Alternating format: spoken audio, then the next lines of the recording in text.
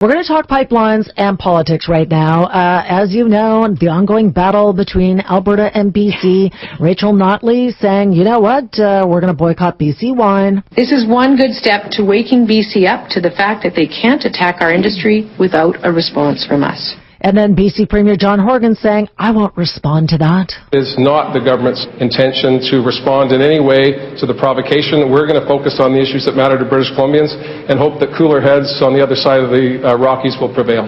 Now, today in the Globe and Mail, an interesting piece by Gary Mason titled, On Pipelines and Politics, Alberta's Notley is the clear winner. And Gary says she's not only winning the tussle, she's mopping the floor with BC's NDP Premier. Those are some pretty strong words. And another piece that came to my attention comes from the Financial Post. Terence Corcoran wrote a piece called The Ugly Pipeline War is No Accident. It was the plan. He says the Trans Mountain constitutional meltdown is the product of an aggressive, radical campaign by green extremists to rip up the economy. What? All right. Vivian Krause is a researcher and a writer who works on energy projects, has been doing this for years, and she has some very strong feelings about this and agrees with Terence Corcoran, and she is in studio to talk about it. Thank you so much for coming back in. Great to be here. Thanks for having me. Always a big response when you come in. What are your thoughts on the BC-Alberta pipeline battle? Well, Lynda, I think we need to just take a step back from it and talk about the elephant in the room, which is the U.S. monopoly on Canadian oil, especially oil from Western Canada. Because right now, we're lacking pipelines to the ocean. We don't have pipelines to ports. So the only country to which Canada or Canadian producers can sell oil is the United States. And what happens is that the U.S. can buy oil from Canada cheaper than any other country in the world. We are losing between $3 and $20 on every barrel of oil that Western Canadian producers sell into the U.S. So that costs Canada as much as $20 billion a year. In other words, Canada is subsidizing the price of gas in the U.S. to the tune of billions of dollars. And that's the reason that it is in the national interest for Canada to get international prices for our oil. We've been talking about pipeline projects as if they were construction projects, but actually these are about rejigging one of the most valuable trade relationships in the world, which is the import of oil from Western Canada into the United States. And building these pipelines means breaking the U.S. monopoly. That's the elephant in the room that we need to talk about. So are the Americans taking advantage of us? Absolutely. Why? I think they're laughing all the way to the bank at us, especially now that we're fighting each other. That's got to be their dream come true, right? BC and Alberta fighting it out. What we need to do is look at this campaign, and I think there are reasons to object to it, especially because the basic premises of the campaign against Alberta oil and the construction of these pipelines, the basic premises are false. That's what we need to talk about. How so? Well, look what the activists are saying, for example. There's a grain of truth to it, but their claims are such exaggerations that they're to the point of being false. For example, they've been saying over and over that the production of oil from the oil sands generates carbon emissions that are 3 to 4 times higher than conventional crude. That's a gross exaggeration.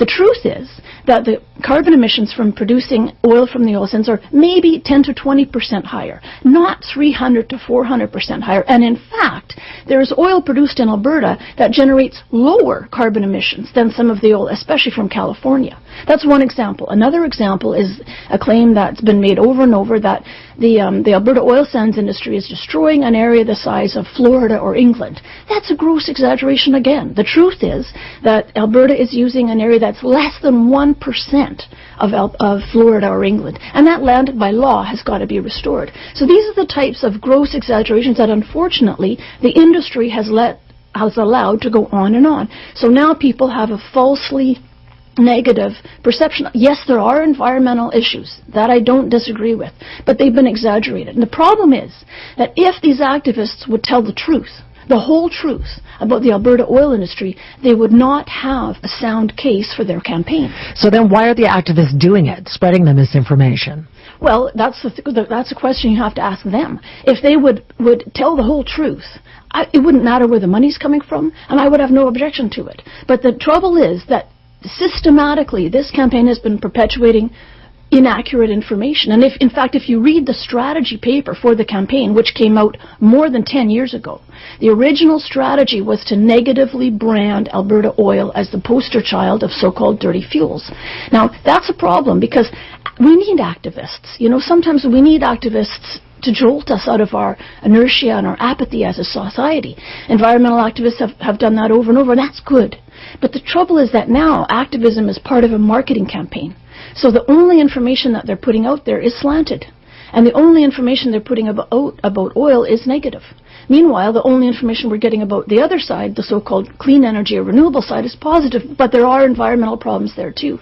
We need activists to play the role of honest broker, not to be part of a marketing campaign that is serving American economic interests, not the interests of protecting the environment. Where's the money coming from to fuel these activism campaigns? Well, and I've been tracing this now for about 10 years. And what I found is that there's a group of American foundations. It's called the Consultative Group on Biological Diversity. It's an umbrella organization. Actually, it was created originally by an agency of the U.S. State Department. And this group of charitable foundations includes the Rockefeller Brothers Fund and most of the big environmental funders. Together, they have assets of about $70 billion. They give away about $3 billion every year.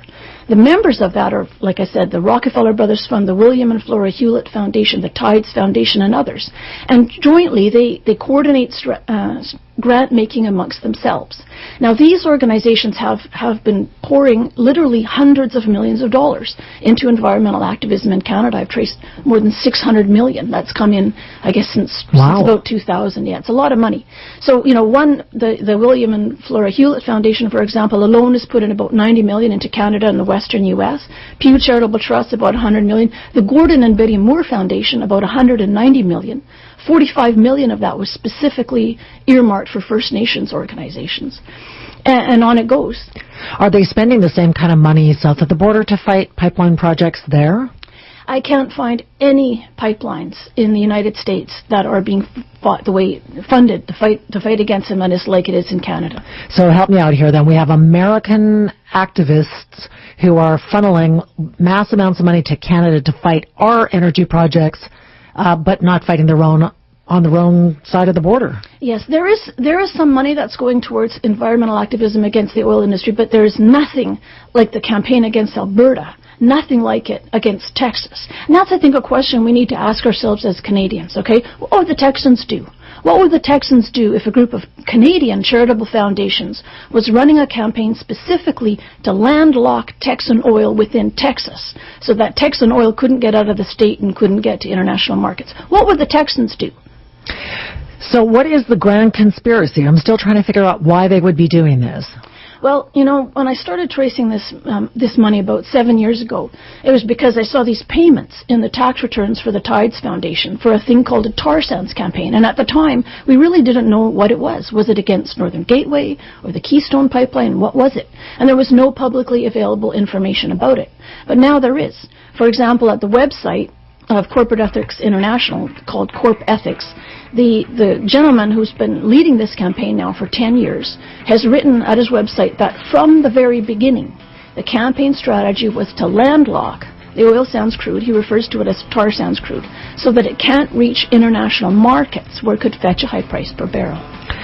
Wow. So there you go. You have it in the guy's own words. Well, I'm talking to Vivian Krause. She's a researcher and a writer. She has spent a lot of time looking at the energy industry, who's funding the protests. She essentially says there's a lot of big charity groups that are based in the States that are funneling millions upon millions of dollars into Canada to try to stop our energy projects to suit the Americans, essentially, because they have a vested interest as well. And we have a bunch of people who want to call in and talk to you, okay? 604-280-9898. Scott in North Vancouver, welcome to the show. I'm sorry, was that Scott? Yeah, go ahead, Scott. Yeah, I just wanted to say I've been reading Vivian's columns and reading about her for many, many years, and I wanted to say thank you very much to her for all her efforts, and I'm very happy to see she's starting to get some traction. It's long overdue. All right. Well, do you have anything to say back to Scott? Thanks. Hey, we all do our little bit. Good to hear the other side. Thanks for that, Scott. James in Surrey, what did you want to say to Vivian? Hi. Yeah, I was just wondering if she can tell me if there was any correlation between funding to these eco parties in Vancouver and to the political parties as well, like Vision Vancouver or any of the more ecologically friendly parties in the province. Oh, I'm so glad you asked that question. Vivian, go ahead. Yeah, hi. Well, I'm glad too. You know, I started this because of payments that I noticed that were being made by a charity called the Enswell Foundation, the president of which is Joel Solomon. And what surprised me was that his charity was making payments to his private investment firm. Typically, that's just not done. Mm-hmm. You know, the president of the charity is supposed to spend the charity's money on the charity, not on himself.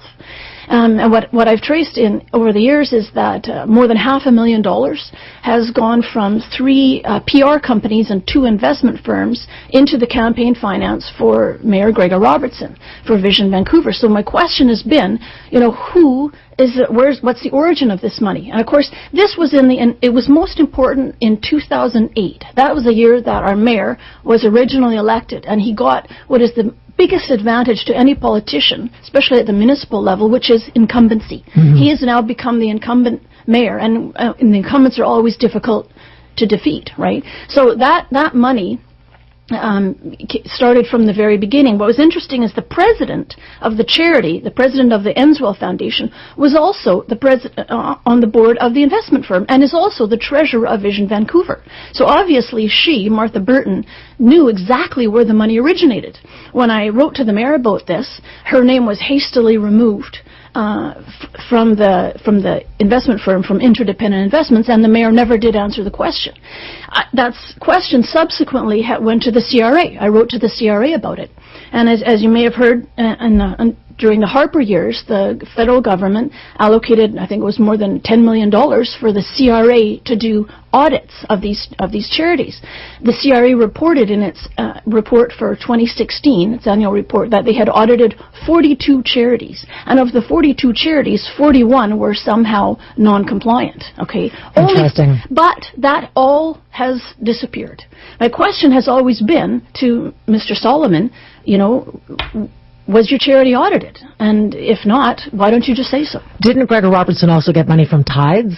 Well, not directly, but my question has always been, did you get it indirectly? And he's never answered the question. What about the provincial government? You would think that these charities would have more to gain by going to the provincial government, because Gregor Robertson doesn't have say over pipelines. Well, the way to get into the provincial government is via the mayor's office in Vancouver. Most of our former premiers have previously been the mayor of Vancouver, right? It's a stepping stone. At the provincial level, what we see are the third-party groups that played a major role in the 2017 BC provincial election, particularly the Dogwood Initiative and another group called Lead Now. Mm-hmm. They played a role in 2 ways. One was in setting the issues on which the election was fought, making campaign finance a major issue, and secondly, in getting voters out to the polls, particularly in certain swing ridings, especially in the Lower Mainland. And you were telling me in the break there that you actually have been talking to, is it the CRA, about some of these parties that were donating to campaigns? Well, what I mentioned was Canada Elections. This is a federal agency that investigates complaints. I made a submission to them. It's posted at my blog because I have concerns about the origin of Lead Now in particular. You know, where did their original money come from? They've told me they had an original a major donor. Was it American? What's your overarching concern about that? Well, the anti-pipeline campaign, it's called the tar sands campaign, okay, and they have funded more than 100 organizations in Canada, the U.S., and in Europe. The Tides Foundation alone, which is an intermediary for the big funders like the Rockefellers, the Tides Foundation has made more than 400 payments, more than 400 checks and wire transfers to organizations involved in this anti-pipeline group. The top funded groups are the ones involved in our elections, and that's where I think they cross the line. They should stay out of our elections. So, yeah, I agree with you, but what if, can you argue that maybe they're just concerned about the environment? Well, if that's the case, then what about Texas? What about North Dakota? What about all the flaring that's going on in North Dakota? That's illegal in Canada. Why is it that there's a massive campaign against Alberta and there's no such campaign against Texas? Texas is now producing and exporting, or producing more oil than it did even in the 1970s. The United States lifted its ban on oil exports, and they're exporting to 20 countries. Oh, my gosh. Well, how do people find your blog? Fair Questions on Twitter, and the blog is Rethink Campaigns. All right. Thank you so much, Vivian Krause. Thanks, Lynda. Food for thought.